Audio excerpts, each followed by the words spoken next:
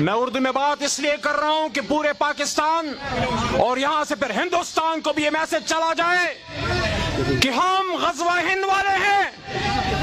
ہم سیف اللہ والے ہیں،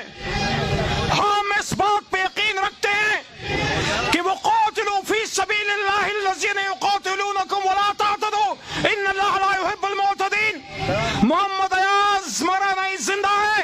کیونکہ اللہ فرماتے ہیں کہ ولا تقولوا لمن يقتل فی سبیل اللہ اموات بل احیاء ولکن لا تشعرون۔ مت کہو ان کو جو اللہ کی راہ میں مارے گئے وہ زندہ ہیں لیکن تمہیں علم نہیں۔ ہم پہ جو حملہ ہوا ہندوستان سے، جس کو پوری سپورٹ تھی امریکہ اور اسرائیل کی، کل ہمارے لیے یوم فتح تھا۔ میں یہ سمجھتا ہوں کہ 1971 کے بعد یہ کل والا دن وہ دن تھا جب ہم نے ہندوستان کو جواب دیا کہ انشاءاللہ حضرت ابو ہریرہ رضی اللہ عنہ کی وہ حدیث جس میں وہ فرماتے ہیں کہ میں حضور نبی کریم صلی اللہ علیہ وآلہ وسلم نے غزوہ ہند کی بشارت دی، اور ابو ہریرہ رضی اللہ عنہ نے فرمایا